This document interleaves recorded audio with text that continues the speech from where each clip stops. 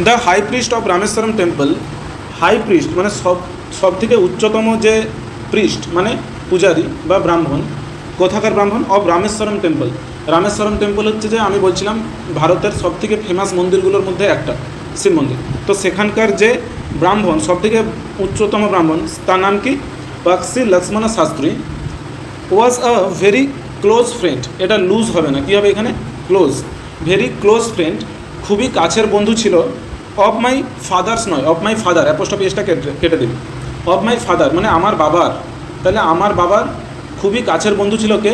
Rameswaram temple মানে রামেশ্বরম মন্দিরের যে সব থেকে উচ্চতম ব্রাহ্মণ ছিল সে ছিল আমার বাবার খুব কাছের বন্ধু। কার বাবা? এপিজে আব্দুল কালামের। One of the most vivid memories of my early childhood, one of the most vivid memories, দেখ আমি যদি বলি ওয়ান অফ দ্য বয়েজ মানে কি ছেলেগুলোর মধ্যে একটা, সেরকমই one of the most vivid memories এটার মানে কি? একটি, দ্য মোস্ট ভিভিড, ভিভিড কথাটার মানে হচ্ছে যে খুব সুন্দর, প্রাণবন্ত, সুন্দর, দারুণ, এগুলোকে কী বলা হয়? ভিভিড। বলছে one of the most vivid memories মানে দারুণ বা প্রাণবন্ত যে আমার স্মৃতিগুলো আছে তার মধ্যে একটা, আমার সব থেকে প্রাণবন্ত যে স্মৃতিগুলো আছে পুরোনো দিনের বা আমার ছোটোবেলার, তার মধ্যে একটা কি? অফ মাই আর্লি চাইল্ডহুড, আমার শৈশবকালের, ইজ মানে হয়, অফ দ্য টু ম্যান ওই দুটো লোকের ব্যাপারে। তাহলে বলছে আমার যে সব থেকে ছোটোবেলার বয়সকালের যে সব থেকে প্রাণবন্ত যে স্মৃতিগুলো আছে তার মধ্যে একটা কি? ওই দুটো লোকের ব্যাপারে। কোন দুটো লোক? আমার বাবা মানে তোর জয়নুল আবেদিন মানে এপিজে আব্দুল কালামের বাবা, আর কে? হ্যাঁ, পুরোহিত, high priest of Rameswaram temple, এই দুটো লোকের ব্যাপারে তার সবথেকে ভালো স্মৃতি ছিল। তাদের ব্যাপারে কী স্মৃতি দেয়? Each in traditional attire, each মানে প্রত্যেকে, ইন ট্রেডিশনাল কথাটার মানে ইচ ইন ট্রেডিশনাল অ্যাটায়ার, প্রত্যেকে, ট্রেডিশনাল কথাটার মানে হচ্ছে পরম্পরাগত। ট্রেডিশনাল মানে কি বললাম? পরম্পরাগত। আমরা যে আমাদের ভারতীয় সংস্কৃতিতে যে কাপড় পরে এটা কি ট্রেডিশনাল? তো বলছে ইচ ইন ট্রেডিশনাল অ্যাটায়ার, প্রত্যেকে কী রকম? পরম্পরাগত পোশাক। অ্যাটায়ার কথাটার মানে হচ্ছে পোশাক, মানে পরম্পরাগত পোশাক মানে কি? তার বাবা কীরকম পোশাক পরতো? যেরকম মুসলিমরা পরে টুপি মাথায়, আর কি বলে ওটাকে? হ্যাঁ, পাঞ্জাবি। আর ব্রাহ্মণ কীরকম ড্রেস করতো? এমনি যেরকম ধুতি পরে। প্রত্যেকে তাদের পরম্পরাগত পোশাকই কিন্তু পরে থাকতো। ডিসকাসিং স্পিরিচুয়াল ম্যাটার্স, তারা ডিসকাস কথাটার মানে কি? আলোচনা করা। তো তারা আলোচনা করতো, ডিসকাসিং মানে আলোচনা করে। স্পিরিচুয়াল ম্যাটার্স, স্পিরিচুয়াল কথাটার মানে হচ্ছে আধ্যাত্মিক, আর ম্যাটার্স মানে বিষয়। তাহলে আধ্যাত্মিক বিষয় মানে এই যে ভগবান আছে কি না, সত্যি মানে এই যে পাপ কী জিনিস, বা আমাদের মুক্তি সত্যি হয় কিনা, পুনর্জন্ম হয় কিনা, এই সব ব্যাপারগুলোকে কী ব্যাপার বলা হয়? আধ্যাত্মিক বা স্পিরিচুয়াল ম্যাটার। তো তাহলে এই সব ব্যাপারে আলোচনা করতো কারা? তার বাবা আর সে ব্রাহ্মণ। কিন্তু দুজনের পোশাক কীরকম থাকতো? দুজনের মতো, তাদের ট্রেডিশনাল মানে এই ব্রাহ্মণের পোশাক আর তার মুসলিমের পোশাক। Next, when I was old enough, enough কথাটার মানে হচ্ছে যথেষ্ট। When I was old enough, যখন আমি যথেষ্ট বড় হয়ে গিয়েছিলাম। টু আস্ক কোয়েশ্চেন্স মানে প্রশ্ন জিজ্ঞাসা করার মতো। আচ্ছা, বাচ্চা বয়সে আমরা প্রশ্ন বেশি জিজ্ঞাসা করতে পারি, ভালো ভালো প্রশ্ন করতে পারি। তাহলে বলছে যখন আমি যথেষ্ট বড় হয়ে গেছিলাম প্রশ্ন জিজ্ঞাসা করার মতো। আই আস্কড মাই ফাদার, আমি জিজ্ঞাসা করেছিলাম আমার বাবাকে। About the relevance of prayer, কিসের ব্যাপারে আমি জিজ্ঞাসা করেছিলাম আমার বাবাকে? অ্যাবাউট মানে ব্যাপারে, দ্য রেলিভেন্স কথাটার মানে হচ্ছে প্রাসঙ্গিকতা বা তাৎপর্য বা দরকার, অফ প্রেয়ার মানে প্রার্থনা। আমরা যে প্রার্থনা করি ঠাকুরের সামনে বল, মসজিদে গিয়ে বল, এই যে চোখ বন্ধ করে বা হাঁটু গেড়ে যে প্রার্থনা করি, সেই প্রার্থনাটার প্রাসঙ্গিকতা কী, মানে এটা করে কী লাভ আছে, তাৎপর্য কী করে, সেই প্রশ্নটা আমি আমার বাবাকে জিজ্ঞাসা করেছিলাম। এই তাহলে প্রেয়ার করার মানে আসলে পেছনে যুক্তি কী আছে, এটা করে লাভ কী, ওই প্রশ্নটা কে জিজ্ঞাসা করেছিল? এপিজে আব্দুল কালাম তার বাবাকে। কখন জিজ্ঞাসা করেছিল? যখন সে যথেষ্ট বড় হয়ে গেছিলো প্রশ্ন করার মতো, যখন তার বয়স হয়ে গেছিলো। মাই ফাদার টোল্ড মি, টেল মানে বলা, টোল্ড মানে বলেছিল। তাহলে আমার বাবা বলেছিল আমাকে, মাই ফাদার টোল্ড মি, আমার বাবা আমাকে বলেছিল, দেয়ার ওয়াজ নাথিং মিস্টেরিয়াস, কোনো কিছুই রহস্যময় নেই, অ্যাবাউট প্রেয়ার মানে প্রার্থনার মধ্যে, যে প্রার্থনার মধ্যে রহস্যময় কিছু নেই, যে প্রার্থনা করলে ঠাকুর এসে তোকে ভর করে নেবে, ঠাকুর তোকে দিয়ে দেবে, এরকম কিছু নেই। বলছে প্রার্থনার মধ্যে রহস্যময় কিছু জিনিস এরকম নেই। রেদার মানে বরং, prayer made possible a communication of the spirit between people. বলছে বরং কী করে প্রেয়ার? মেড পসিবল মানে সম্ভব করে তোলে। মেক মানে বানানো, মেড মানে সম্ভব করে তোলা বলছে এখানে। পসিবল মানে সম্ভব, আর কি সম্ভব করে তোলে কি? প্রার্থনা সম্ভব করে তোলে কমিউনিকেশন। কমিউনিকেশন মানে কি? কথোপকথন। বলছে এটা কি সম্ভব করে তোলে? প্রার্থনা সম্ভব করে তোলে কমিউনিকেশন। কমিউনিকেশন মানে কথোপকথন। কাদের কথোপকথন? অফ দ্য স্পিরিট মানে আত্মার। আত্মা মানে এখানে ভূত আত্মা নয়, আত্মা মানে আমাদের মনের মানে ভেতরে যেটা আছে সেটাকে আমরা আত্মা বলি। তো সেইটার কথোপকথন সম্ভব করে তোলে বিটুইন পিপল, মানুষের মধ্যে। ওয়েন ইউ প্রে, তার বাবা বলতেছে এপিজে আব্দুল কালামকে, ওয়েন ইউ প্রে, যখন তুমি প্রার্থনা করো, হি সেড, সে বলেছিল, you transcend your body, you transcend your body and become a part of the cosmos. বলছে তুমি অতিক্রম করে দাও ইউর বডি মানে তোমার দেহকে, অ্যান্ড বিকাম এবং হয়ে ওঠো আ পার্ট অফ দ্য কসমস, এই মহাবিশ্বের একটা অংশ। এটার মানে বুঝতে পারছিস? তার বাবা তাকে কী বললো, যে যখন তুমি প্রার্থনা করবে তখন প্রার্থনার গুরুত্ব কী, তুমি তোমার দেহকে অতিক্রম করে চলে যাও। আমরা এই যে এই মুহূর্তে আমি কী ভাবি যে আমি একটা দেহ, তো কিন্তু যখন আমি প্রার্থনা করি তখন আমি নিজেকে এই মহাবিশ্বের একটা অংশ ভাবি। ব্যাপারটা অনেক, যদিও তোরা বুঝতে পারতেছ কিনা আমার ঠিক জানা নেই, বাট যখন তোরা ধ্যান করবি, যদি কোনোদিনও করিস, তখন বুঝতে পারবি যে আমরা এই যে মহাবিশ্বের একটা ছোট্ট মাত্র অংশ। তো আমরা তো অংশ, যেমন বিড়াল কুকুর তারাও একটা মহাবিশ্বের ক্রিয়েশন বলতে পারিস, তৈরি। আমরাও সেরকম একটা কি তৈরি জিনিস। তাহলে আমরা মহাবিশ্ব থেকে আলাদা নয়। আমরা সবসময় কী ভাবি? আমি ভাবি। আমি ভাবি তো যে আমি আলাদা এই বিশ্ব থেকে, আমাকে এই বিশ্ব থেকে শোষণ করতে হবে। কিন্তু যখন এই চিন্তাভাবনা আসবে যে আমিও আলাদা নয়, আমিও এই মহাবিশ্বেরই একটা অংশ, এই যে ফিলিংসটা কখন আসবে? যখন আমরা প্রার্থনা করি। আমরা যখন প্রার্থনা করি আমরা তখন নিজেকে এরকম ভাবি না যে আমি হচ্ছে যে আলাদা এই পৃথিবীর থেকে। আমরা তখন কীরকম আস্তে আস্তে ফিলিংস করা শুরু করি বা ফিল করা শুরু করি যে আমরা এই মহাবিশ্বেরই একটা অংশ। তাহলে বলছে যখন তুমি প্রার্থনা করো তুমি তোমার বডিকে অতিক্রম করে যাও, তুমি তোমার দেহকে অতিক্রম করে যাও। মানে আমরা তখন আর ভাবি না যে আমি একটা দেহ আর আমাকে এই পৃথিবীকে শোষণ করতে হবে আর সমস্ত মানুষ থেকে আলাদা হতে হবে, মানে সমস্ত মানুষের থেকে আমাকে বড় হতে হবে। আমরা তখন ভাবি কি? সমাজের কথা ভাবি। আমরা ভাবি যে গোটা বিশ্বটাই আমি, মানে আমি এই গোটা বিশ্বেরই যেহেতু অংশ, তো গোটা বিশ্বের উন্নতি মানে আমার উন্নতি, এরকম একটা ফিলিংস আসে। হুইচ নোস নো ডিভিশন, মানে আমরা কিসের একটা অংশ অনুভব করি নিজেকে? একটা কসমস। কসমস মানে কি বললাম? মহাবিশ্ব। মহাবিশ্বের নিজেকে একটা অংশ মনে করি। তো হুইচ মানে যেটা, মানে ওই কসমস। হুইচ মানে যেটা, নোস নো ডিভিশন মানে কোনো ভেদাভেদ জানে না, যেটা কোনো ভেদাভেদ জানে না। অফ ওয়েলথ মানে সম্পত্তির, এজ মানে বয়সের, কাস্ট, কাস্ট মানে জাতি, অ্যান্ড ক্রিড এবং ধর্মমত। ক্রিড কথাটার মানে ধর্মমত। কেউ খ্রিস্টান ধর্মে বিশ্বাসী, কেউ মুসলিম ধর্মে বিশ্বাসী, কেউ হিন্দু ধর্মে বিশ্বাসী। তাহলে এই যে ধর্মমত, তো এটা ধারণা, তো একটা কেউ বুদ্ধ ধর্মে বিশ্বাসী। তাহলে বলছে যখন আমরা প্রেয়ার করি আমরা কিসের অংশ হয়ে যাই? একটা মহাবিশ্বের অংশ হয়ে যায়। এই মহাবিশ্ব কোনো পার্থক্য জানে না। কিসের পার্থক্য জানে না? বলছে প্রার্থনার মাধ্যমে আমরা একটা মহাবিশ্বের অংশ হয়ে যাই। আর এই মহাবিশ্ব কোনো ডিভিশন জানে না, পার্থক্য জানে না। কিসের পার্থক্য জানে না? সম্পত্তি, বয়স, জাতি, ধর্ম, বিশ্বাস এইসবের পার্থক্য জানে না। আমাদের যে প্রকৃতি যখন করোনা ভাইরাস আসে, কোনো জাতি দেখে ভাইরাস দিচ্ছিল, কোনো সম্পত্তি দেখে ভাইরাস দিচ্ছিল। তাহলে বলছে যে আমাদের এই যে মহাবিশ্ব কোনো এসব পার্থক্য জানে না, আর আমরা সেই মহাবিশ্বের একটা অংশ হয়ে যাই যখন প্রার্থনা করি। নেক্সট দেখ, মাই ফাদার কুড কনভে কথাটার মানে হচ্ছে বহন করা। আমার বাবা বহন করতে পারতো কমপ্লেক্স স্পিরিচুয়াল কনসেপ্টস। কমপ্লেক্স মানে জটিল, স্পিরিচুয়াল কথাটার মানে কি? আধ্যাত্মিক, আর কনসেপ্টস মানে ধারণা। In very simple down to earth Tamil. তাহলে বলছে আমার বাবা বহন করতে পারতো, মানে আমার বাবা মনে রাখতে পারতো কমপ্লেক্স স্পিরিচুয়াল কনসেপ্টস মানে জটিল আধ্যাত্মিক ধারণা। ইন ভেরি সিম্পল মানে খুবই সহজ সরল। ডাউন টু আর্থ মানে যেটা সাধারণ মানুষ বুঝতে পারবে সহজ ভাষায়। তামিল মানে তামিল ভাষা। তাহলে বলছে আমার বাবা, তার বাবা কে ছিল? একজন মসজিদের, তার বাবা কী ছিল? মসজিদের তার বাবা একজন মসজিদের মোল্লাজি ছিলেন। তো তার বাবা তাই জন্য বহন করতে পারতো, মানে তার মাথাতে রাখতে পারতেন স্পিরিচুয়াল কনসেপ্টস মানে ধার্মিক ধারণাগুলো, আধ্যাত্মিক ধারণাগুলো খুব সহজ ভাষায়। আচ্ছা, আমাদের বেদ জানিস তো? বেদ আছে, বেদ, উপনিষদ, এগুলো এতটাই কঠিন ফিলোসফি যে কেউ আমরা সাধারণ মানুষ পড়ে বুঝতে পারবো না, তাই তো? তো সেই জন্যেই এই যে বিভিন্ন যে স্টোরি বানানো হয়েছে না, রামের স্টোরি, তারপর কৃষ্ণের স্টোরি, এই যে স্টোরিগুলো কেন বানানো হয়েছিল? যাতে ওই যে ধারণাগুলো, ওই যে কনসেপ্টগুলোকে সহজ ভাষায় নাটকের মাধ্যমে সাধারণ মানুষ বুঝতে পারে। ব্যাপারটা বুঝতে পারলে?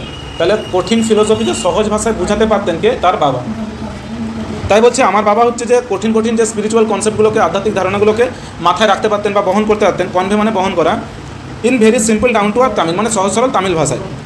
হি ওয়ান্স টোল্ড মি, সে একদা আমাকে বলেছিল, ইন হিজ ওন টাইম, মানে তার নিজের সময়ে, ইন হিজ ওন প্লেস, তার নিজের জায়গাতে, in what he really is, বলছে ইন হিজ ওন টাইম, তার নিজের সময়ে, ইন হিজ ওন প্লেস, তার নিজের জায়গাতে, in what he really is, যেটা সে সত্যি হয়, and in the stage he has reached, এবং সেই স্তরে যেখানে সে পৌঁছেছে। দেখ এই জায়গাটা একটু কঠিন আছে, বুঝ মন দিয়ে। বলছে ধর এখানে তুই যেই সময়টায় আছিস, তুই খারাপ সময় আছিস বা ভালো সময় আছিস, তো তুই যেই জায়গাতে আছিস, তোর একটা জায়গাতে আছিস, তো in what he really is, তুমি যেটা নিজেই হও, মানে তুই নিজেকে একটা স্টুডেন্ট বা একজন ব্যক্তি যে হচ্ছে এখনও ইনকাম করতে পারেনি, মানে যেই জায়গাতেই তুই আছিস আর কি। বলছে তুমি যেটা সত্যিই হও, যে তুই ভালো না খারাপ যাই হোক, বা তুই ধনী না গরিব, যেটাই তুমি হও না কেন, in the stage he has reached, মানে সেই স্তরটা যেখানে সে পৌঁছেছে, মানে এই একটা স্তরে তো তুই পৌঁছেছিস, আমি একটা স্তরে পৌঁছেছি। বলছে তুমি তোমার বয়স যতই হোক না কেন, তুমি যাই হোক না কেন, তুমি যেই স্তরেই পৌঁছাও না কেন, যে কেউ অনেক উঁচুতে পৌঁছে গেছে, কেউ নিচেই আছে এখনও, তাহলে তুমি যেই স্তরেই পৌঁছাও না কেন, গুড অর ব্যাড, ভালো কিংবা খারাপ, every human being is a specific element, প্রত্যেকটা মানুষ, হিউম্যান বিইং মানে কি মানুষ, প্রত্যেকটা মানুষ ইজ আ স্পেসিফিক এলিমেন্ট, হয় একটা নির্দিষ্ট, স্পেসিফিক মানে কি নির্দিষ্ট, এলিমেন্ট কথাটার মানে কি উপাদান, যে প্রত্যেকটা মানুষ হয় একটা নির্দিষ্ট উপাদান, within the whole of the manifest divine being, within the whole মানে এই পুরো ম্যানিফেস্ট ডিভাইন বিইং, ম্যানিফেস্ট কথাটার মানে বল, হ্যাঁ স্পষ্ট সুস্পষ্ট এইসব বলে, ঠিক আছে। ম্যানিফেস্ট, ম্যানিফেস্ট মানে যেটা প্রকাশ করা যায়, স্পষ্ট।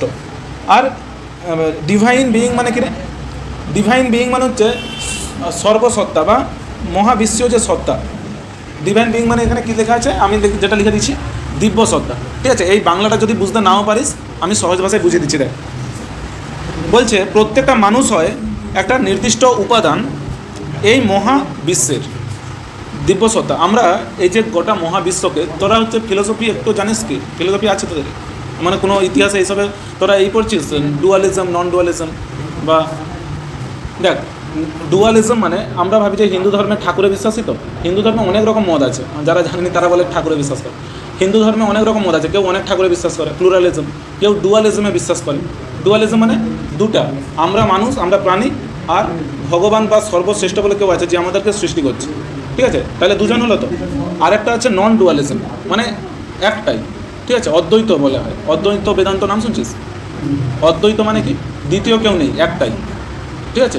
আদি শঙ্করাচার্যের মানে একটা অদ্বৈত বেদান্ত আছে, সেখানে একটা মানে টার্ম খুব ফেমাস, যেটা হচ্ছে অহম ব্রহ্মাস্মি। মানে কি অহম ব্রহ্মাস্মি মানে হচ্ছে আমি ব্রহ্মারই অংশ। ব্রহ্মা মানে ঠাকুর নয়, ব্রহ্মা মানে জগৎকে বোঝাচ্ছে, পুরা জগতেরই অংশ আমি, ঠিক আছে।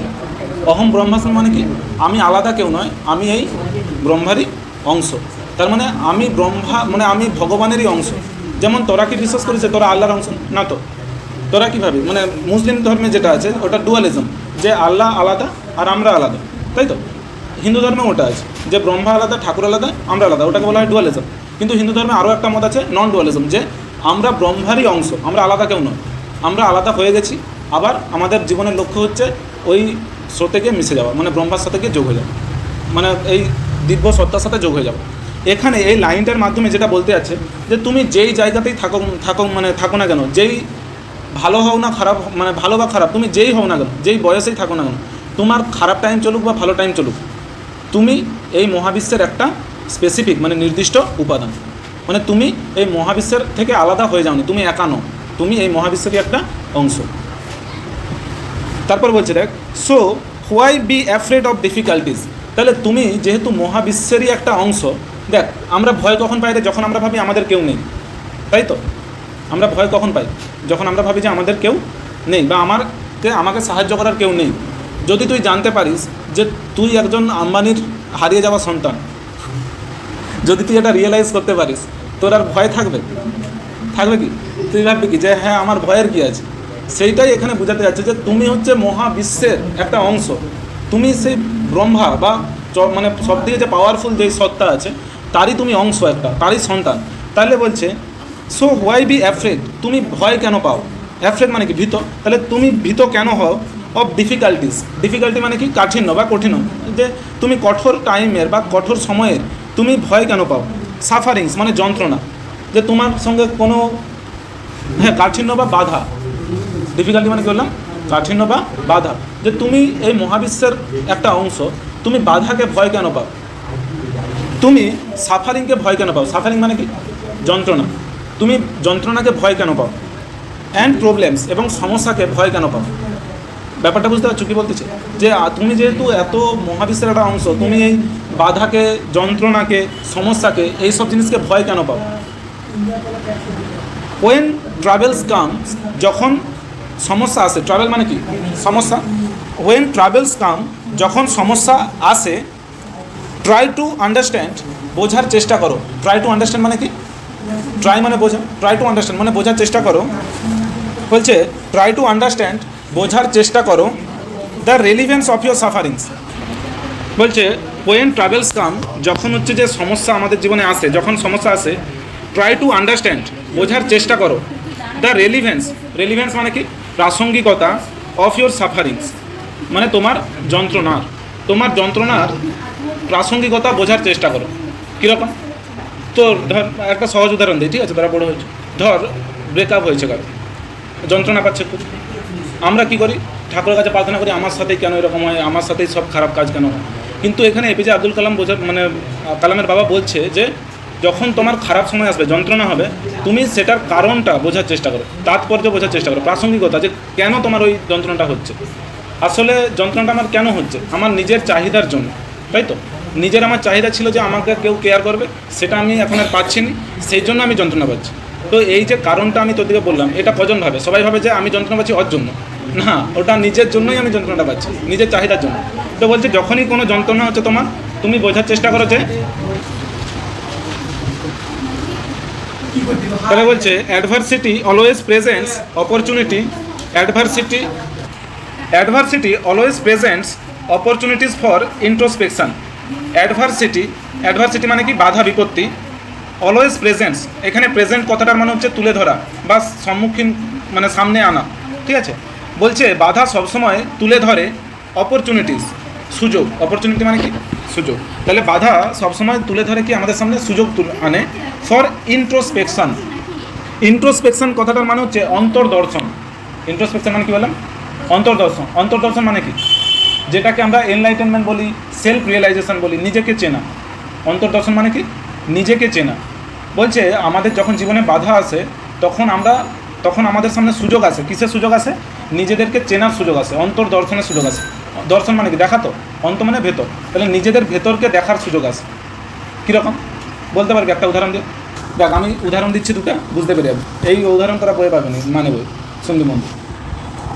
তোর বাধা এসছে, তোর জীবনে ধর বাধা এসছে, প্রথম উদাহরণটাতেই বলি যে সাপোজ কারো ডাইভোর্স হয়ে গেছে বা ব্রেকআপ হয়ে গেছে, তার এটা কি হচ্ছে? অ্যাডভার্সিটি, তো একটা বাধা আসতেছে জীবনে। এবার এই সময়টা, এই যে কঠিন সময়টা, তাকে অন্তর্দর্শনের একটা সুযোগ করে দেয়। অন্তর্দর্শন মানে কি? নিজেকে চেনার সুযোগ করে দেয়। আমরা সবসময় ভাবি যে যত আমার জীবনে সমস্যা আছে, সমস্ত সমস্যার মূল কারণ হচ্ছে বাইরের লোক, আমার কোনো দোষই নেই। আমরা কখনো নিজেদের দোষ স্বীকার করি।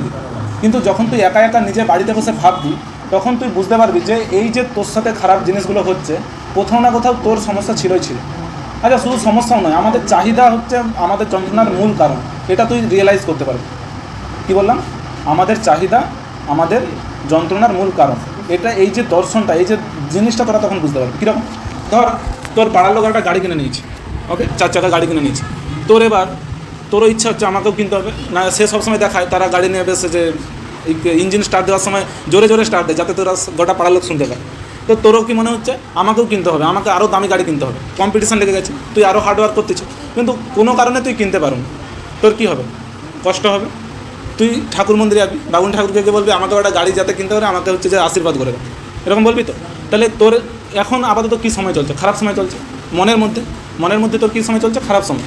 কিন্তু তুই যদি ওটা নিজে মনে মনে ভাবিস বসে বসে যে তুই গাড়িটা কেন কিনতে চাস, ওটা কি আদৌ তোর দরকার? আদৌ কি ওটা তোর নিজের দরকারের জন্য তুই কিনতে চাচ্ছিস? কষ্টটাই তো পাচ্ছিস, এটা সত্যি, কিন্তু তুই কষ্টটা কেন পাচ্ছ? তোর নিজের মানে দরকারে বা প্রয়োজনে, আমরা খাবার না খেতে পেলে কষ্ট পাবো, কিন্তু গাড়িটা আমি কিনতে না পেরে আমি কষ্ট পাচ্ছি। কেন কষ্ট পাচ্ছি? কারণ আমিও চাই আমাকে দেখে যেন লোক ঈর্ষা করে, আমিও চাই যাতে আমাকে দেখে লোক জ্বলে যায়, তাই তো? আমি অ্যাকচুয়ালি লোককে ভালোবাসতে চাই না, আমি লোককে জ্বালাতে চাই। আর আমি লোকের দেখে নিজেকে আসলে কী করতেছি, নষ্ট করতেছি, মানে নিজের শান্তিকে জ্বলে দিচ্ছি। তাহলে এই যে নিজের যে অন্তর্দর্শন, নিজেকে চেনা, যে আমার যা কিছু কষ্ট হচ্ছে এটা কেন হচ্ছে, এই যে সমস্ত কিছু তুই কখন চিনতে পারবি? যখন তুই বিপদে পড়বি, যখন তোর খারাপ সময় চলবে। যখন ভালো সময় চলবে তখন আমরা কেউ নিজেকে নিয়ে ভাবিনি, যখন খারাপ সময় আসে তখনই আমরা নিজেকে নিয়ে ভাবি। যখন কারো ব্রেকআপ হয়ে গেছে তখনই সে ভাবে যে আমার আমি কী খারাপ ব্যবহার করছিলাম যার জন্য ও আমাকে ছেড়ে চলে যাবে, তখনই ভাববে। তো যখন ভালো চলছে তখন কেউ এসব ভাবে, কী কী খারাপ ব্যবহার করছে কেউ ভাববে। তো এটাই নেক্সট দেখ, হোয়াই ডোন্ট ইউ সে, কেন তুমি বলো না, সে মানে কি বলা, why don't you say this মানে কেন তুমি বলো না এটা, টু দ্য পিপল মানে লোকজনদেরকে, হু কাম টু ইউ যে তোমার কাছে আসে, ফর হেল্প অ্যান্ড অ্যাডভাইস মানে সাহায্য এবং উপদেশের জন্য। এপিজে আব্দুল কালাম তার বাবাকে প্রশ্ন করছে যে তুমি এই যে কথাগুলো আমাকে বললে যে আমাদের হচ্ছে যে কষ্ট পেলে আমাদের এরকম প্রেয়ার করলে আমরা কী হয়ে যাই, মহাবিশ্বের অংশ হয়ে যাই, আমরা কষ্ট পেলে কষ্ট পাওয়াটা ভালো, কারণ আমরা নিজেদেরকে চিনতে পারি। এই যে কথাগুলো তুমি লোককে কেন বলো না? লোক মানে কি? সে তো তোর কী বলে ওটাকে, মোল্লাজি মানে কি? তার কাছে অনেকজন ধার্মিক লোক আছে। তাহলে তোমার কাছে যারা সাধারণ জনগণ আসে তাদের দিকে তুমি এই অ্যাডভাইসগুলো কেন বলো না, এই কথাগুলো কেন বলো না? তারপর দেখ কী বলছে, আই আস্কড মাই ফাদার, আমি জিজ্ঞাসা করেছিলাম আমার বাবাকে। আমরা অনেক ব্রাহ্মণের কাছে যাই, তো আমার জীবন অনেক সমস্যা চলছে, কী করা যায় জীবন। তাহলে সে তার বাবা যেহেতু ব্রাহ্মণ টাইপের লোক, তাহলে কী বলছে যে তুমি এইসব লোককে কেন বলো না এইসব ভালো কথাগুলো? তার বাবা কি উত্তর দিচ্ছে দেখ, হি পুট হিজ হ্যান্ডস, সে রাখতো তার হাতগুলোকে, অন মাই সোলজার্স আমার কাঁধে তার হাতগুলোকে রাখতো। এপিজে আব্দুল কালাম তার বাবাকে কী প্রশ্ন করলো, তাহলে এই সমস্ত ভালো ভালো কথা তুমি সাধারণ মানুষকে কেন বলো না? তখন এপিজে আব্দুল কালাম তার মানে ছেলের এপিজে আব্দুল কালামের বাবা এপিজে আব্দুল কালামের কাঁধে হাত রাখতো, রেখে কী বলতো দেখ, অ্যান্ড লুকড স্ট্রেট মানে কি সোজা, লুক মানে তাকানো, তো সোজাসুজি তাকাতো, ইনটু মাই আইজ আমার চোখের দিকে। তাহলে তার কাঁধে হাত রাখতো তার বাবা আর তার চোখের দিকে সোজা তাকিয়ে থাকতো। ফর কোয়াইট সাম টাইম বেশ কিছু সময় ধরে, হি সেড নাথিং সে কিছুই বলতো না। অ্যাজ ইফ হি ওয়াজ জাজিং, অ্যাজ ইফ কথাটার মানে হচ্ছে যেন, হি ওয়াজ জাজিং, জাজ মানে কি রে, বিবেচনা করা, যে সে বিবেচনা করতো বা করছিল, মাই ক্যাপাসিটি মানে কি রে, ক্ষমতা, সে বিবেচনা করছিল আমার ক্ষমতা, টু কম্প্রিহেন্ড হিজ ওয়ার্ডস তার যে কথাগুলো, ওয়ার্ড কথাটার মানে কি, এখানে ওয়ার্ড মানে শব্দ নয়, ওয়ার্ড মানে কি বলবি, কথা, যে তার কথাগুলো কম্প্রিহেন্ড মানে বোঝানো, তার কথাগুলো বোঝাতে। এখানে তাহলে বলতেছে যে যখন আমি আমার বাবাকে প্রশ্নটা করতাম যে তুমি সাধারণ মানুষকে কেন বলো না এইসব কথাগুলো, তখন তার বাবা কী করতো, তার কাঁধে হাত রাখতো, দিয়ে তার চোখের দিকে কিছুক্ষণ তাকিয়ে থাকতো, কিছু না বলে। কেন তাকিয়ে থাকতো? এপিজে আব্দুল কালাম বলছে যেন আমার বাবা আমার চোখের দিকে তাকিয়ে বোঝার চেষ্টা করতো যে আমার বোঝার ক্যাপাসিটি আছে কিনা ওই কথাগুলো। যেমন বুদ্ধ, তোর গৌতম বুদ্ধ নাম শুনছিস? গৌতম বুদ্ধকে অনেক লোক কিছু প্রশ্ন করেছে, গৌতম বুদ্ধ সেই প্রশ্নগুলোর কোনো উত্তর দেয়নি। কেন উত্তর দেয়নি? কারণ সে জানতো যে এই উত্তরগুলো যদি সে সাধারণ মানুষকে দেয় বা বলে বা বোঝানোর চেষ্টা করে তারা বুঝতে পারবে না। একটা বাচ্চা এসে যদি আমাকে জিজ্ঞাসা করে যে আচ্ছা মানুষের মধ্যে মানুষ ভিলেন হয় না হিরো হয়, একটাই মানুষ ভিলেন হতে পারে না হলে হিরো হতে পারে, তো কারণ তারা সিনেমাতে কার্টুনে এইসবই দেখে। আমি যদি তাকে এরকম উত্তর দেই যে একটাই মানুষের মধ্যে ভিলেন এবং হিরো দুটাই থাকতে পারে, সে কখনো কখনো হিরোর মতো অ্যাক্ট করে, কখনো কখনো ভিলেনের মতো অ্যাক্ট করে, এই কথাটা একটা বাচ্চা ছেলে বুঝতে পারবে? এটা তোরা বুঝতে পারতিস যে একটাই মানুষের মধ্যে, তোরাই ধর তোদের মধ্যে কিছু সময় দয়াভাব আসে, তাই তো, আবার কিছু সময় হিংসাও আসে তো আমাদের সবার মধ্যে আসে। তাহলে কিছু সময় আমরা হিরো, কিছু সময় ভিলেন। এই যে কথাটা আমি যদি একটা বাচ্চাকে বোঝাতে চাই সে বুঝতে পারবে, তাহলে আমাকে দেখতে হবে তো যে বাচ্চাটার বোঝার ক্যাপাসিটি আছে কি না। তো এপিজে আব্দুল কালাম বলছে যে আমার বাবা আমার কাঁধে হাত রেখে চোখের দিকে তাকিয়ে যেন এটা বিবেচনা করতো যে সে যে উত্তরটা দিবে আমার বোঝার সেটা ক্যাপাসিটি আছে কি না। Next, then he answered in low and deep voice, তারপর সে উত্তর দিত, আনসার মানে কি উত্তর দেওয়া, ইন লো মানে কম, মানে লো মানে কি আস্তে, আর ডিপ ভয়েস মানে গভীর স্বরে আস্তে করে সে উত্তর দিত। কি বলতো দেখ, his answer filled me with a strange energy, তার উত্তর, হিজ আনসার মানে তার উত্তর, ফিল্ড মানে কি রে, ভরিয়ে তোলা, মানে ফিল্ড মানে ভরিয়ে তোলা, ফিল্ড মানে ভরিয়ে তুলেছিল, মি মানে আমাকে, with a strange energy, strange মানে অদ্ভুত, একটা অদ্ভুত শক্তিতে আমাকে ভরিয়ে তুলেছিল। কি ভরিয়ে তুলেছিল তাকে অদ্ভুত শক্তিতে? তার বাবার উত্তর শুনে তার মধ্যে যেন একটা অদ্ভুত শক্তি ভরে উঠেছিল। তার নেক্সট দেখ কী বলছে, অ্যান্ড এনথুজিয়াজম কথাটার মানে হচ্ছে যে উদ্দীপনা। এনথুজিয়াজম মানে কী বললাম? উদ্দীপনা। যে আমার বাবার উত্তর আমাকে কি করে তুলতো? একটা যেন উদ্দীপনা করে, মানে উদ্দীপনা দিত। উদ্দীপনা মানে কি? আমরা হচ্ছে যে সে যে লজ্জাবতী গাছে যখন টাচ করি ওটাকেই তো বলা হয় উদ্দীপনা। আমরা একটা উদ্দীপনা দিই, তারা উত্তেজনায় সাড়া দেয়, তো উদ্দীপনা।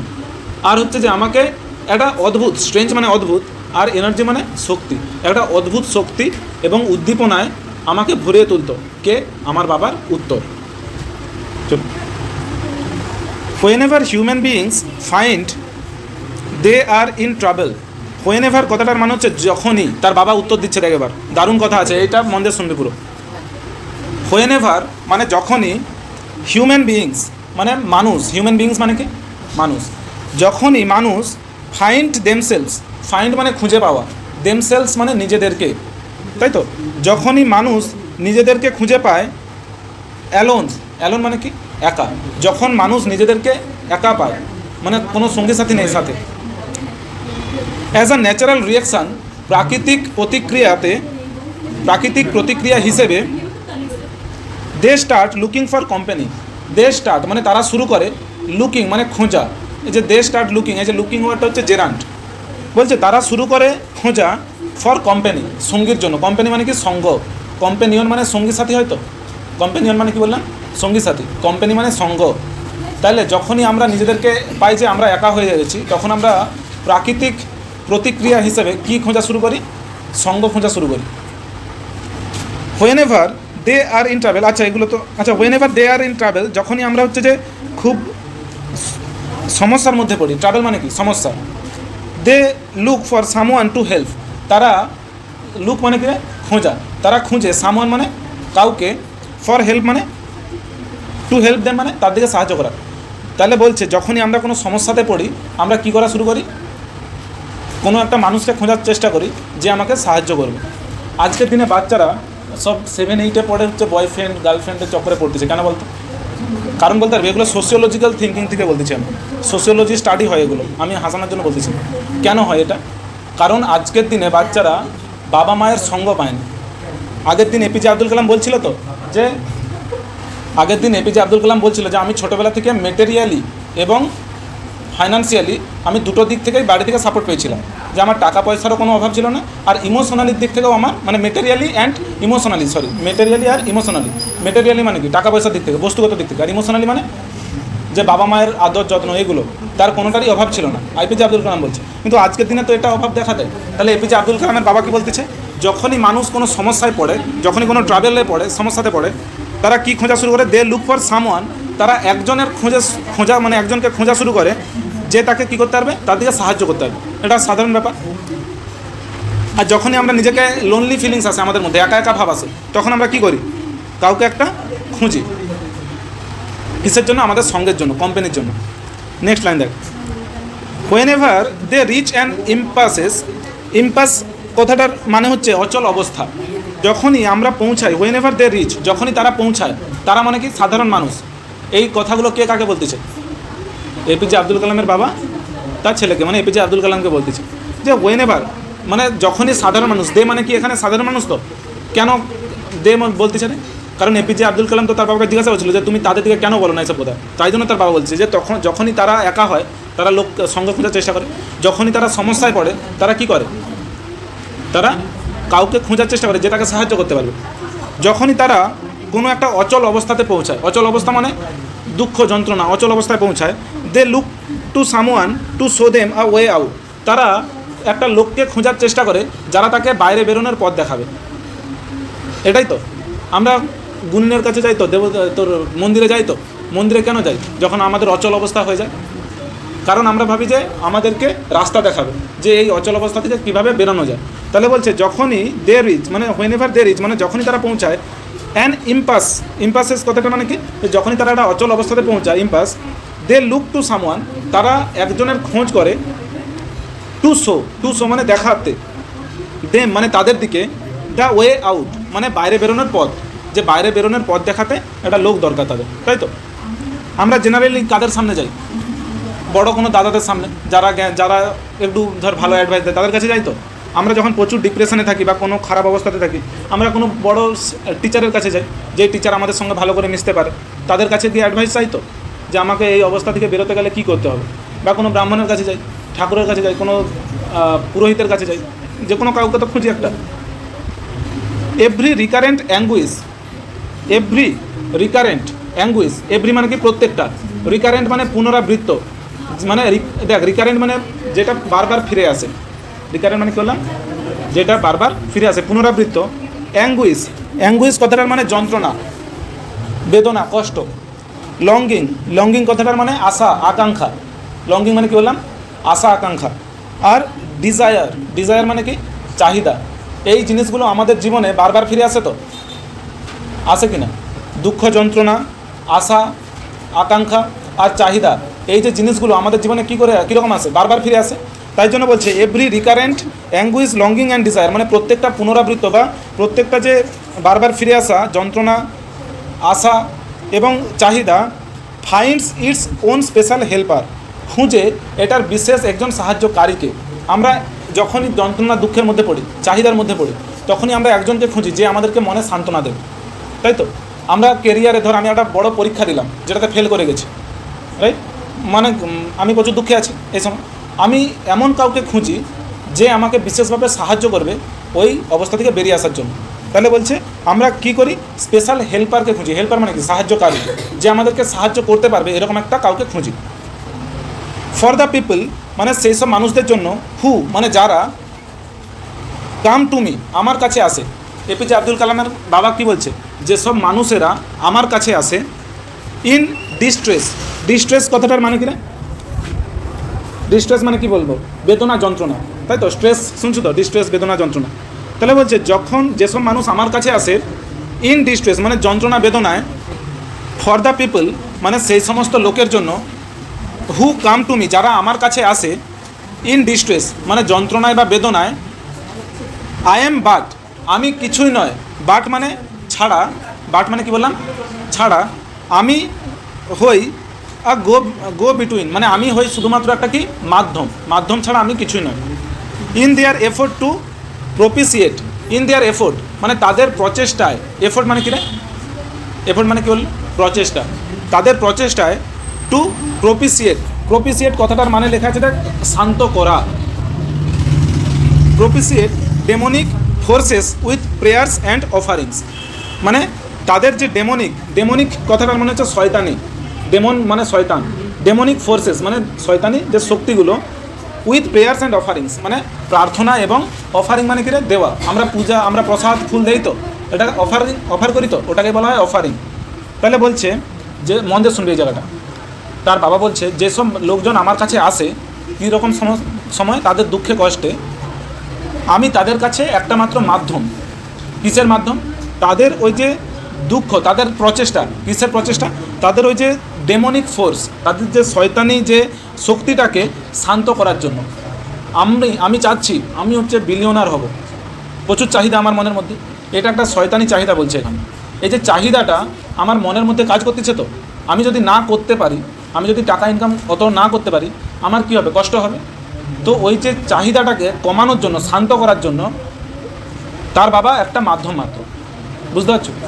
বুঝতে পারো না, তার বাবা কি বলতেছে যে আমি একটা মাত্র মাধ্যম, আমি একজন সেই লোক যে তাদের দিকে সান্ত্বনা দেয়। আমি যখন পরীক্ষায় ফেল করে গেলাম, পরীক্ষায় ফেল করার পর আমরা কারো কাছে যাই তো, কেউ তো আমাদেরকে বলে আরে কিছু হবে না, পরীক্ষার কোশ্চেনই কঠিন ছিল, তোর দোষ নয়। আসলে দোষ আমারই ছিল, কিন্তু আপাতত ইমিডিয়েট সান্ত্বনা দেওয়ার জন্য আমার যে ডেমনিক ফোর্স, মানে আমার চাহিদা কী ছিল? ভালো নাম্বার পাওয়া, না পড়ে ওই যে চাহিদাটাকে শান্ত করার জন্য আমাকে কেউ না কেউ তো সান্ত্বনা দেয়। তাহলে সেই লোকটাকে মাধ্যম তো, কিসের মাধ্যম? আমার ওই শয়তানি যে চাহিদাটা বা শক্তিটাকে শান্ত করতে সে সাহায্য করে। সেই জন্য বলছে যেসব লোক আমার কাছে আসে তাদের ওই যে চাহিদাটাকে কম করতে, শান্ত করতে, তাদের যে চাহিদাটাকে প্রশম করতে, তাদেরকে আমি কী বলি? প্রেয়ার করতে বলি। প্রেয়ার মানে প্রার্থনা এবং অফার করতে বলি। আমরা যখন প্রার্থনা করি আমরা কী হয়, আমাদের মনটা একটু শান্ত হয়। তুই প্রথমে বলছিস আমরা যখন হচ্ছে যে পরীক্ষাতে ফেল করে যাই, ঠাকুরের সামনে গিয়ে প্রার্থনা করি, আমাদের এরকম একটা ফিলিংস হয়, পরের বারে ঠিক হয়ে যাবে। তো কিছুক্ষণের জন্য অন্তত মনে শান্তি আসে। This is not a correct approach, এটা কিন্তু একটা সঠিক অ্যাপ্রোচ নয়। অ্যাপ্রোচ মানে কি? উপায়।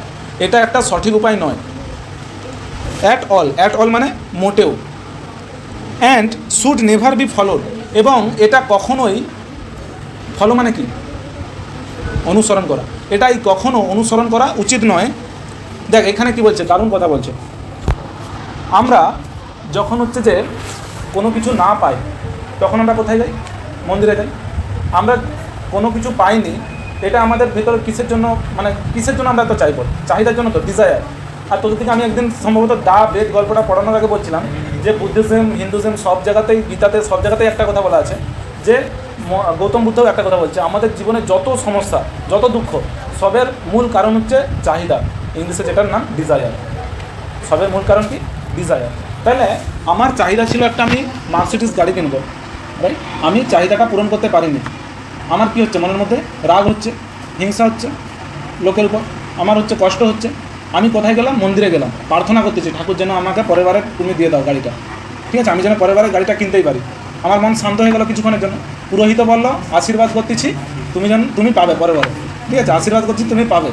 তুমি পরীক্ষায় ফেল করেছো, মন্দিরে গেছো, পুরোহিত কী বলবে? ওটাই তো বলবে। তো এপিজে আব্দুল কালামের বাবা ওটাই বলছে যে তারা যখন তাদের মনকে শান্ত করতে আসে আমার কাছে, আমি তাদের থেকে কী বলি? প্রার্থনা করো, পেয়ে যাবে। কিন্তু তারপরে তার বাবা নিজে বলতেছে যে কিন্তু এটা একটা সঠিক উপায় নয়। কারণ আমরা মন্দিরে গেলাম, পুরোহিত আমাদেরকে বলে দিল যে হ্যাঁ তোমার চাহিদা আছে তো এটা পাওয়া, তুমি ঠিক পেয়ে যাবে। পুরোহিত বলে তো আমাদেরকে, আমার এই সব শুনে হাসিও লাগে যখন সরস্বতী পূজাতে তোর যে, বা দুর্গা পূজাতে তোর হয় রে, ওটা কী বলে? পুষ্পাঞ্জলি। তোর পুরোহিত কী বলে? তোমাদের যা যা মনস্কামনা আছে তোমরা সেগুলো সব চেয়ে নাও, বলে তো। তাহলে পুরোহিত নিজেই বলতেছে তোমার মনস্কামনাগুলো ঠাকুরের কাছে চাও। যেখানে গীতাতে বলা আছে যে মনস্কামনাটাই ভুল জিনিস। যত তোমার মানে তোমার মধ্যে মনস্কামনা থাকবে, ডিজায়ার থাকবে, চাহিদা থাকবে, তত তুমি দুঃখে থাকবে। তাহলে পুরোহিতগুলো অ্যাকচুয়ালি ঠিক কাজ কি করতেছে? করেনি। তো এপিজে আব্দুল কালামের বাবা বলতেছে যে ক্ষণস্থায়ী কিছুক্ষণের জন্য তাদের মনকে শান্ত করার জন্য আমি বলে দিই যে তোমরা যেটা চাও তোমরা পাবে, তোমরা প্রার্থনা করো এবং পূজা করো, ঠিক আছে? তোমরা পেয়ে যাবে। কিন্তু তারপরে তার বাবা বলতেছে কিন্তু এটা একটা সঠিক উপায় নয়। কারণ কি? শুড নেভার বি ফলোড, এটা কখনোই মানে অনুসরণ করা উচিত নয় এই উপায়। দেখ কেন এই পদ অনুসরণ করা উচিত নয়? কারণ একজন পুরোহিতের বলা উচিত এই কথাটা যে তোমার চাওয়াটাই ভুল হয়েছে। তুমি যে চাইছো তোমার গাড়ি আসবে, তোমার একটা বড় গাড়ি হবে, বড় বাড়ি আর গাড়ি, এটার জন্য তো তুমি মন্দিরে এসছো। আর পুরোহিত কী বলে? হ্যাঁ তুমি পাবে। কিন্তু পুরোহিতের বলা উচিত আসলে কি যে তুমি যে চাহিদাটা মনের মধ্যে রাখছো ওই চাহিদাটা আনাটাই ভুল। কিন্তু পুরোহিত ওটা জীবনে বলে সাধারণত আমাদের এখানে, বলে ওটা বলে দিলে আর পরের বার থেকে মন্দিরে আসবে না, আমাদেরকে আর দক্ষিণাও দিবে না, রাইট? দেখ যাই হোক, তাহলে বলতেছি আমি আপাতত তাদের দিকে একটু শান্ত করার জন্য তাদের মনটাকে আমি বলে দিই এরকম যে হ্যাঁ তোমরা পাবে, তোমরা প্রার্থনা করো, কিন্তু এটা সঠিক উপায় নয়। শেষ লাইন দেখ, ওয়ান মাস্ট আন্ডারস্ট্যান্ড, একজনকে অবশ্যই বুঝতে হবে দ্য ডিফারেন্স মানে কি? পার্থক্য।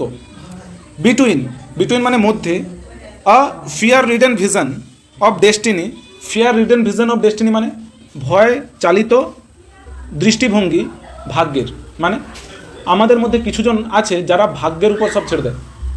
তারা ভাবে যে ভাগ্যে যা লেখা আছে সেটাই হবে, সেটাই তো। তারা কী ভাবে? যে আমি যে পরীক্ষায় কম নাম্বার পাচ্ছি এটা আমার ভাগ্যের কারণে হয়েছে, আমার কোনো দোষ নেই। তো fear ridden vision of destiny কথাটার মানে হচ্ছে ভাগ্য, ভিশন মানে দৃষ্টিভঙ্গি, আর ফিয়ার রিডেন মানে ভয় চালিত। তাহলে ভয় চালিত দৃষ্টিভঙ্গি, এইটার পার্থক্য আমাকে বুঝতে হবে কার সাথে? দ্য ভিশন দ্যাট এনাবেলস আস, সেই দৃষ্টিভঙ্গির সাথে যেটা আমাদেরকে সক্ষম করে, এনাবেল মানে সক্ষম করা, যেটা আমাদেরকে সক্ষম করে টু সিক মানে চাইতে, বা সিক মানে খুঁজে বের করা। সিক মানে কি বললাম? খুঁজে বের করা। যে আমাদেরকে সেই দৃষ্টিভঙ্গিটা খুঁজে বের করাতে সক্ষম হতে হবে। The enemy of fulfilment within ourselves, the enemy মানে শত্রু, অফ ফুলফিলমেন্ট মানে সম্পূর্ণতা বা পূর্ণতা, উইথিন আওয়ার সেলস, উইথিন মানে মধ্যে, আওয়ার সেলস মানে আমাদের নিজের। তাহলে কি বলছে দেখ, শুন এই কথাটা মন দিয়ে। এপিজে আব্দুল কালামের বাবা বলতেছে যে আমাদেরকে পার্থক্যটা বুঝতে হবে। কিসের পার্থক্য বুঝতে হবে? যে আমাদের ভাগ্য চালিত, ধর তোর একটা আশা ছিল কি, একই উদাহরণ দিচ্ছি যাতে বুঝতে পারো, তোর আশা ছিল কি যে তুই একটা গাড়ি কিনবি, তাই তুই একটা দামি গাড়ি কিনবি, ওটা কি তুই গাড়িটা কিনতে পারিস না, তুই মন্দিরে গেলি, তুই কী ভাববি যে আমার ভাগ্যে ছিল না, তাই তো। এপিজে আব্দুল কালামের বাবা বলতেছে এই দুটা জিনিসের আমাদেরকে পার্থক্য বুঝতে হবে, যে ভাগ্য জিনিসটা আরেকটা কি, একটা ধর লোক আছে সে ঠাকুরের সামনে কি বলতেছে বা লোকের সামনে কি বলতেছে যে আমার ভাগ্যে লেখা নেই গাড়িটা, আমার ভাগ্যে লেখা নেই। আরেকজন কি ভাবতেছে, এই কথা ভাবতেছে যে আমি গাড়িটা চাইতেছি কেন, আমি গাড়িটা চাইতেছি কেন, আমার মনের মধ্যে যে চাহিদাটা আছে ওটাই তো শত্রু, ওটাই শত্রু। আমাদের যত দুঃখের কারণ সেটার কি চাহিদা, তাহলে চাহিদাটা আমাদের আসলে কে, শত্রু। আর আমাদের জীবনে যত দুঃখ কষ্ট থাকে তোরা এটা রিয়েলাইজ করবি বা জেনেও থাকবে, সে সবের পেছনে দুঃখ কারণ হচ্ছে যে ফুলফিলমেন্ট। কী বললাম, ফুলফিলমেন্ট মানে কি, সম্পূর্ণতা। আমরা ভাবি যে আমাদের জীবনটা বেশ পারফেক্ট হবে, কীরকম, ইন টার্মস অফ রিলেশনশিপ, যে আমাদের রিলেশনশিপ পুরো যেরকম সিনেমাতে দেখায় শাহরুখ খান আর কাজলে পুরো সেরকম হবে, ঠিক আছে। যেরকম হচ্ছে যে সিনেমাতে রিলেশনশিপ দেখায়, সিনেমাতে যেরকম ঘর বাড়ি দেখায়, যেমন সিরিয়ালে দেখায়, সিরিয়ালে আমি ব্যাগে মারতে গেছিলাম তোকে মেরে ফেলছি, চুপ। দেখ যেরকম সিনেমাতে দেখায়, সিরিয়ালগুলোতে যেমন দেখায়, নায়িকা যেটাই চায় হাজব্যান্ড এনে দিয়ে দেয়, কিন্তু হাজব্যান্ড কিছু কাজ করেন। আজকে না, চুপ, আজকের দিনে রিলেশনশিপের সব থেকে বড় সমস্যা কি জানো, সোশিওলজিতে এগুলো পড়ানো হয়, ফ্যামিলি ডিসপিউটে, যে আমাদের সংসারে এত যে ডিভোর্স রেট ইন্ডিয়াতেও প্রচুর বাড়তেছে। কেন বাড়তেছে? কারণ একটা ছেলে সে চাচ্ছে কি যে না, তার স্ত্রী হবে পুরো হিরোইনের মতো, তার ঘরের সমস্ত কাজ করে দেবে। শাশুড়ি চায় এমন একটা বৌমা যে সিরিয়ালের নায়িকার মতো হবে, যে তোর কাজকর্ম পুরো দারুণ হবে, দেখতেও দারুণ হবে, পুরো গুণবান হবে, যার সামনে যাবে তাকে পুরো ফিদা করে দিবে, মানে ইমপ্রেস করে দিবে। তো সমস্ত দিক থেকে তার শাশুড়ি চায় যেন বৌমা ভালো হয়, হাজব্যান্ডও চায় তার স্ত্রী যেন নায়িকার মতো দেখতে হয়, কাজও করে, ইনকামও করে।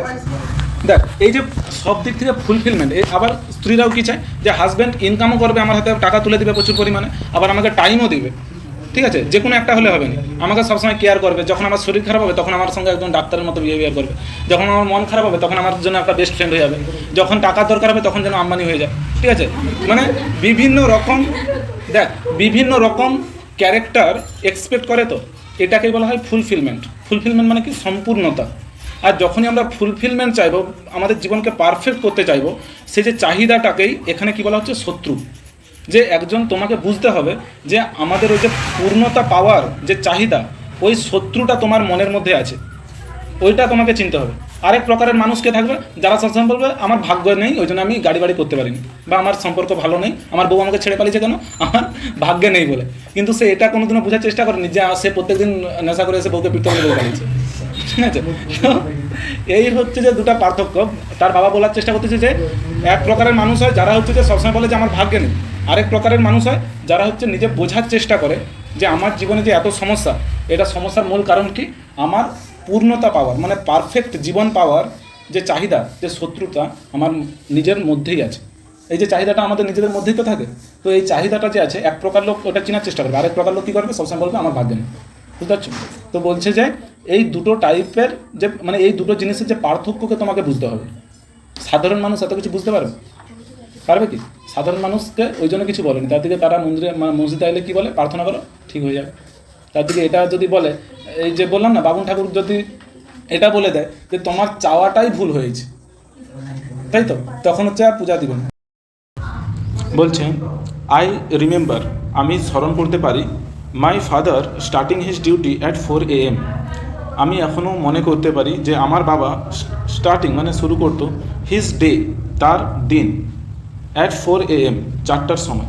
আমরা কটার সময় ঘুম থেকে উঠতে, জেনারেলি 6টা 5:30 এরকম, তো কেউ আছে 8টা, কিন্তু তার বাবা কখন ঘুম থেকে উঠতো, 4টার সময়।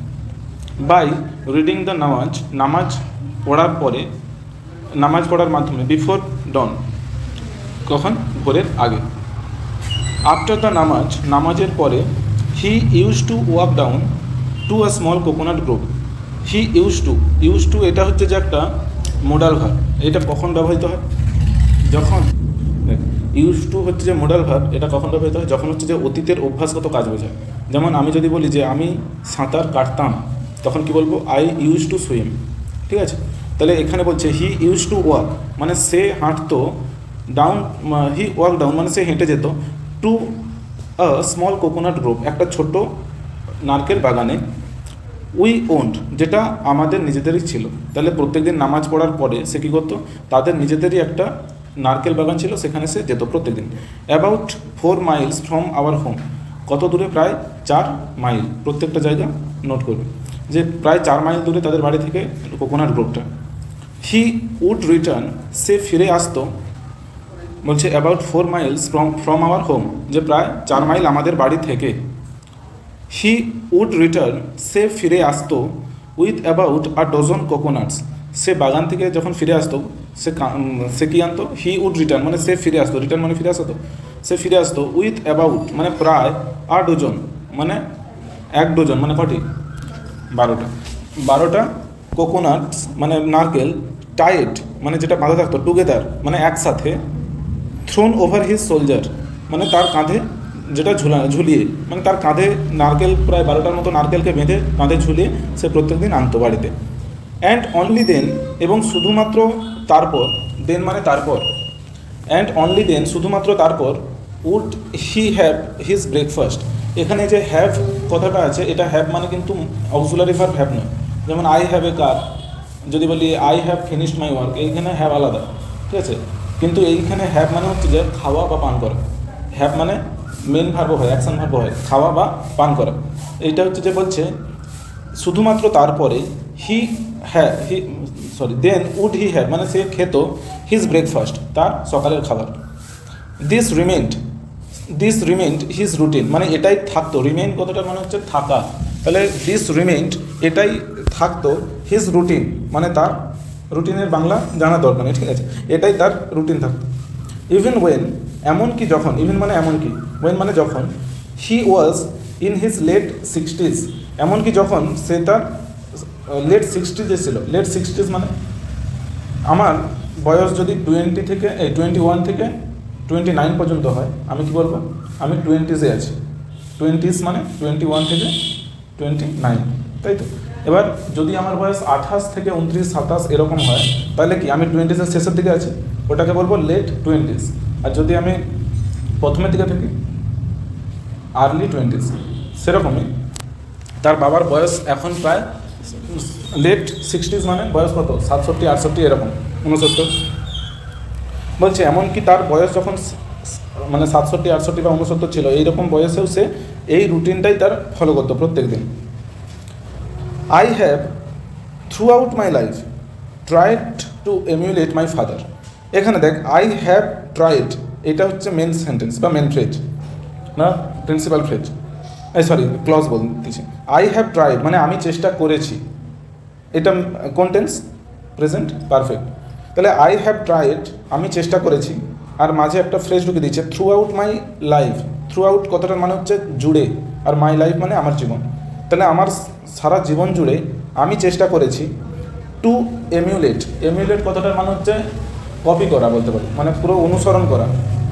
আমি আমার বাবা যেরকম কাজ করেছে জীবনে, আমি যদি সেটাই পুরো ফলো করি, সেটাকে কি বলবো, এমুলেট বা পুরো ফলো করা বা অনুকরণ করা। ভালো ইংলিশ কী বলতে পারি, অনুকরণ করা।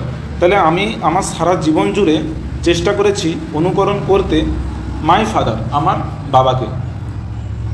In my own world of science, আমার নিজের জগতে, কিসের জগতে, অফ সায়েন্স মানে বিজ্ঞানের।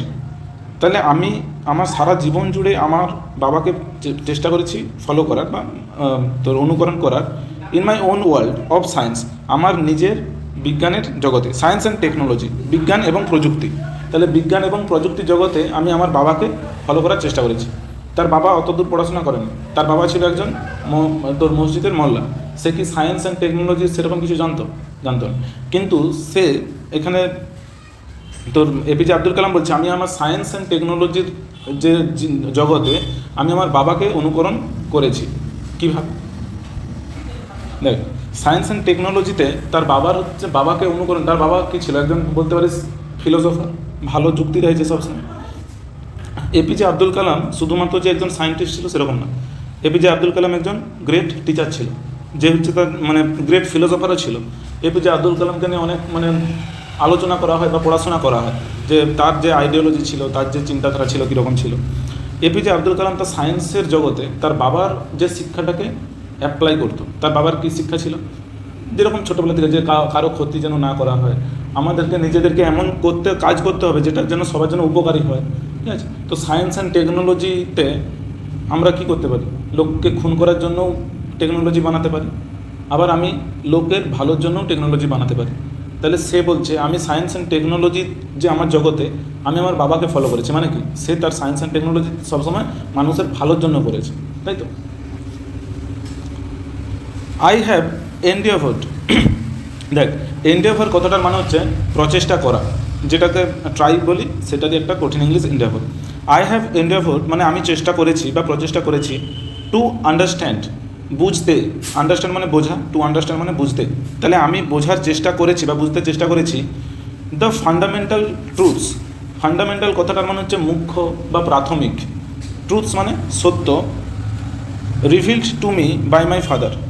রিভিলড কথাটার মানে কি, খুলে ফেলা বা তুলে ধরা। রিভিল মানে কি, ধর বলে না ও ফেস রিভিল করেনি এখন, ফেস রিভিল মানে কি, যে অনেক ইউটিউবার আছে যারা হচ্ছে সে মাস্ক পরে থাকে, বলে ফেস রিভিল। রিভিল মানে কি বলতে পারি, যে রিভিল মানে বলতে পারি খুলে দেওয়া, প্রকাশ করা। তাহলে বলছে I have endeavour to understand the fundamental truths, আমি চেষ্টা করেছি বুঝতে মুখ্য বা প্রধান সত্যটা, রিভিলড টু মি যেটা আমার কাছে প্রকাশ করা হয়েছিল, বাই মাই ফাদার আমার বাবার দ্বারা।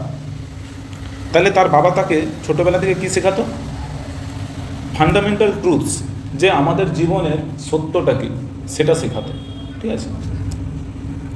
অ্যান্ড ফিল, এবং তুই যদি পরে কোনোদিনও গান্ধীজির সম্পর্কে পড়িস, ঠিক আছে, গান্ধীজি হচ্ছে, গান্ধীজিকে তো লোক চিনেনি খাই বেকার লোক, কিন্তু গান্ধীজি হচ্ছে যে প্রচুর বড় ভক্ত ছিল, মানে ফিলোসফারও ছিল, অনেক বিখ্যাত ফিলোসফার বলতে পারিস আমাদের ইন্ডিয়াতে। গান্ধীজি হচ্ছে যে বিরাট বড় গীতার ভক্ত ছিল। গীতা জানিস তো আমাদের, বা দেখ গীতাতে না, আমিও গীতা পড়ছি, ওখানে ঠাকুরের সেরকম কিছু নেই যে ঠাকুর এসে তোমার সব ঠিক করে, এরকমও গীতাতে হচ্ছে কীরকম জিনিস আছে, যে তোমার জীবনের মূল সমস্যার কারণ কী, এই সমস্যা থেকে বেরানোর উপায় কী, এইগুলো যেটা প্রত্যেকটা মানুষের জীবনে থাকে সমস্যাগুলো। তো গান্ধীজি হচ্ছে যে ছোটোবেলা থেকে গান্ধীজির মা তাকে সবসময় গল্পের আকারে ওগুলো শোনাতে থাকতো। আগেকার সময় তো ফোন ছিল নি যে মা ছেলেকে ফোন দিয়ে দিল, সারাদিন ছেলে ফোন ঘাঁটতেছে। যাই হোক, তাকে ছোটোবেলা থেকে মানে কী করতো, Gita শোনাতো।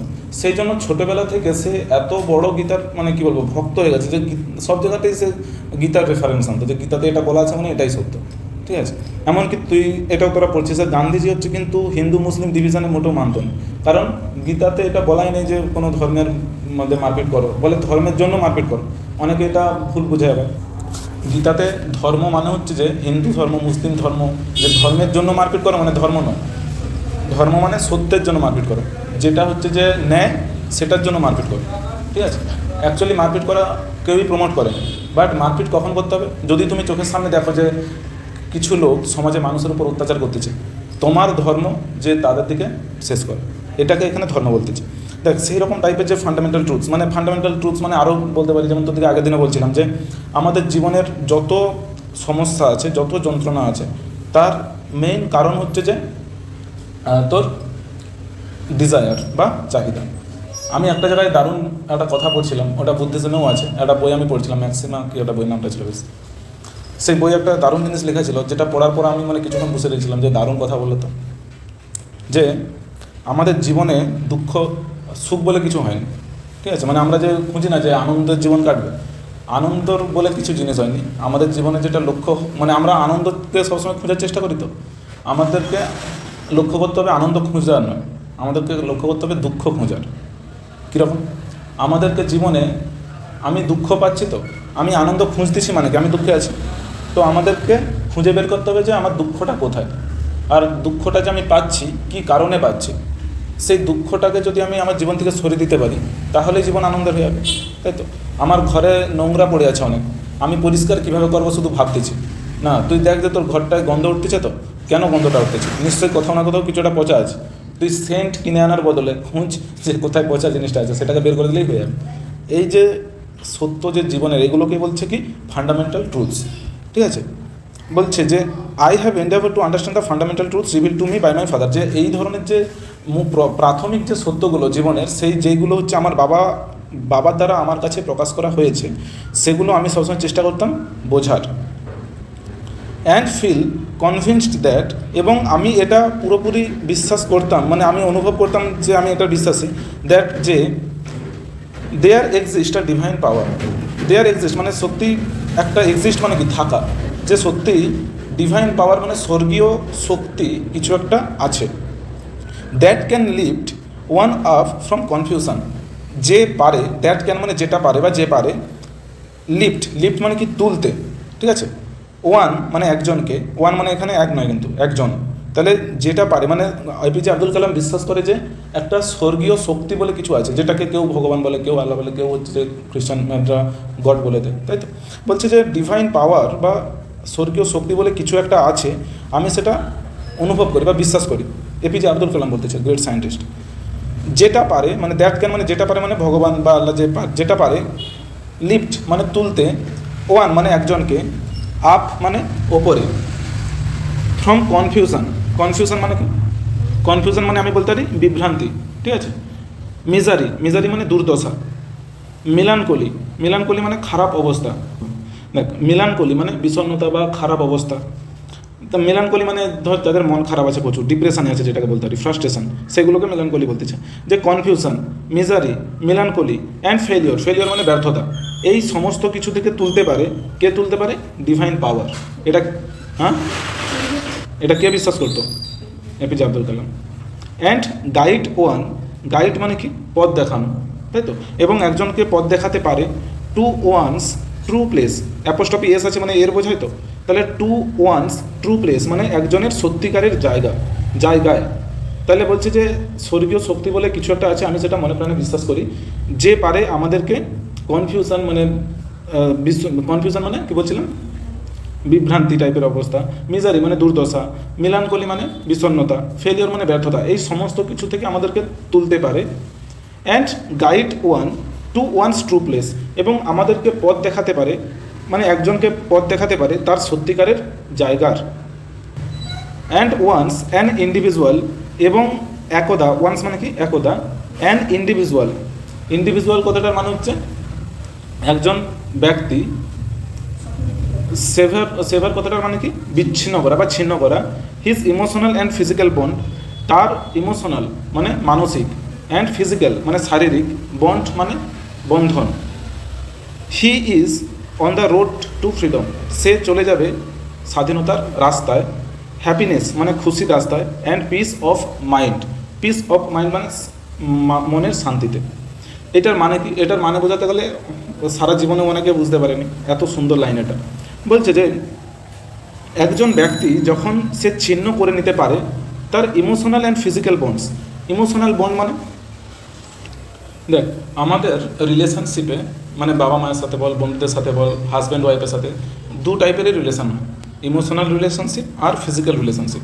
Emotional relationship, physical relationship মানে এই নয় যে শারীরিক সম্পর্ক, মানে যেটা হাজব্যান্ড স্ত্রীর মধ্যে আছে ওটাই নয়, বন্ধুদের মধ্যেও থাকতে পারে। এরকম বন্ধুত্ব যদি হয় যে আমার কাছে যখন সে থাকে তখনই আমার তার সাথে কথা বলতে ইচ্ছা হয়, যখনই দূরে চলে যায় আর আমি তার ব্যাপারে ভাবিনি বা তার কেয়ারও করিনি, সেটাকেও বলা হয় যে ইমোশনালি বন্ধুর সাথে কানেক্টেড নয়, শুধু ফিজিক্যালি কানেক্টেড। ফিজিক্যালি মানে যখন ঘুরতে যাবে একসাথে তখনই এরা কানেক্টেড আছে। হাজব্যান্ড ওয়াইফের কথা বললাম। ফিজিক্যালি কানেক্টেড মানে কি, যখন তারা একসাথে একই বাড়িতে আছে, ফিজিক্যালি অন্যের জন্য উপস্থিত আছে, তখনই তাদের মধ্যে বন্ধন আছে, আর যখনই দূরে চলে যায় আর কেউ কারো কথা অত ভাবে না, তো এটাকে বলা হয় ফিজিক্যাল বন্ড। কিন্তু ইমোশনাল বন্ড মানে যেটা মানসিক, তোর হচ্ছে যে বন্ড, মানসিক যেটা বন্ধন, মানসিক বন্ধন মানে কেউ হয়তো দূরে চলে গেছে, ফিজিক্যালি মানে শারীরিকভাবে তার জন্য অ্যাভেলেবেল নেই, যে তার কাছে অনেকদিন তার সাথে দেখা হয়নি বা কথা হয়নি ডাইরেক্ট, কিন্তু দূরে থেকেই তাদের মধ্যে কী আছে, বন্ধন আছে। এখানে এপিজে আব্দুল কালাম বলতেছে জেনারেলি আমরা কোনো রিলেশনশিপে কী ভাবি যে তুমি শুধু আমার শরীর চাও, আমাকে মানসিকভাবে ভালোবাসো, এটাকে আমরা তার মানে কী বলতে চাচ্ছি যে তুমি ফিজিক্যাল বন্ডিংয়ে জুড়ে আছো আমার সাথে, ইমোশনালি আমার সাথে বন্ডিংয়ে নেই।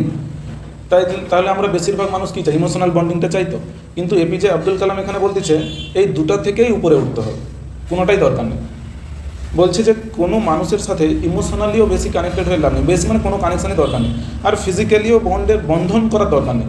তার মানে কি মানুষকে সবসময় ছিছি করবে না, তুমি মানুষকে সাহায্য করো, মানুষের সাথে মানুষকে সাহায্য করো, মানুষকে ভালোবাসো, কিন্তু তার জন্য হচ্ছে সে যদি তোমাকে ছেড়ে চলে যায়, তার জন্য মরে যাবো এরকম, এটাকে তো বন্ড বলে, তাই তো। এই বন্ডিংটা বাঁধা যাবে, এইটা হচ্ছে যে বলা অনেক সহজ কিন্তু করা অনেকটাই কঠিন, যারা হচ্ছে যে বিশেষ করে আমাদের হিন্দু ধর্মে যারা সন্ন্যাস হয়ে যায় তাদের কি, তাহলে তারা ফ্যামিলির সঙ্গে তার কী বন্ড ছিল, ফিজিক্যাল বন্ড ছিল, ইমোশনাল বন্ড ছিল, সব কিছু ছেড়ে সে চলে যায়।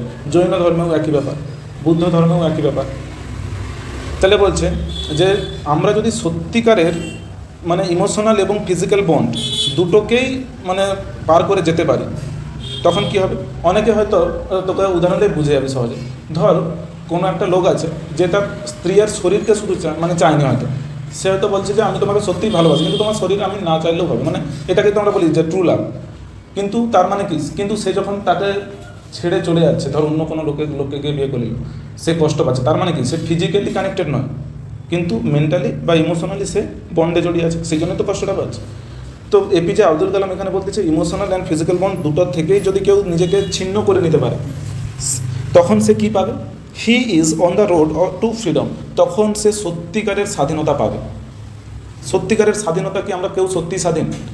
আমরা ভাবি যে আমরা স্বাধীন, কিন্তু আমরা কি সত্যি স্বাধীন? মেয়েরা ভাবে যে আমাদেরকে মানে এইখানে স্বাধীনতাটা অ্যাকচুয়ালি আলাদা রকমের বলতে যাচ্ছে। আমাকে যদি সবাই ছেড়ে চলে যায়, আমি কি ভাববো, আমি কষ্ট পাবো তো। তার মানে আমি ইমোশনালি ফ্রিডম নয়, মানে আমি মানসিকভাবে স্বাধীন নয়, তাই তো। আমি মানসিকভাবে অ্যাকচুয়ালি কারো না কারো উপর ডিপেন্ড করি, বা কেউ আমাকে রুল করে। সে যদি আমাকে ছেড়ে চলে যায়, সেটা বাবা মাই হতে পারে, বন্ধু হতে পারে, সে যদি আমাকে ছেড়ে চলে যায়, আমি কষ্ট পাচ্ছি, তার মানে কি আমি মানসিকভাবে স্বাধীন নই। তাহলে বলছে যখন আমরা নিজেকে ইমোশনালি এবং ফিজিক্যালি যে বন্ধন থেকে নিজেদেরকে ছিন্ন করে নিতে পারবো, তখন হচ্ছে যে আমরা কোন রাস্তায় চলে যাব, টু ফ্রিডম, মানে সত্যিকারের স্বাধীনতা আমরা তখন পাবো। যার কোনো বন্ধন এটাকে কেউ কাঁদাতে পারবে? হ্যাঁ, কেউ কাঁদাতে পারবে? হ্যাপিনেস, তখনই আমরা একমাত্র সত্যিকারের খুশি পাবো। আজকের দিনে সব থেকে বড় সমস্যা কী বল, সেটা হচ্ছে লোনলিনেস। লোনলিনেস মানে জানিস, একাকিত্ব। কিন্তু একাকিত্ব সব থেকে বড় সমস্যা কেন? কারণ আমরা ইমোশনালি লোকের সাথে বন্ধনে জড়িত। সেই লোকটা বা সেই ব্যক্তিটা আমার সাথে টাইম কাটাচ্ছে না, বা আমাকে টাইম দিচ্ছে না, আমার দিকে অ্যাটেনশন দিচ্ছে না, সেই জন্যই তো আমি লোনলিনেস ফিল করতেছি। তার মানে আমি ইমোশনালি তাদের সাথে বন্ডেজে জড়িত, বন্ডিং আছে আমার সাথে। কিন্তু আমি যদি এই যে ইমোশনাল বন্ডিং বা ফিজিক্যাল বন্ডিং আমরা দুটোকেই ছিন্ন করতে পারি নিজেদের থেকে, তখন আমরা সত্যিকারের স্বাধীনতা পাবো, সত্যিকারের খুশি পাবো। সত্যিকারের খুশি মানে কেউ আমাকে কাঁদাতে পারবে না কোনো দিন। And peace of mind, peace of mind মানে সত্যিকারের পুরো পিস, মানে কি শান্তি, মনের শান্তি পাবো, মানে সত্যিকারের মনের শান্তি তখনই পাবো।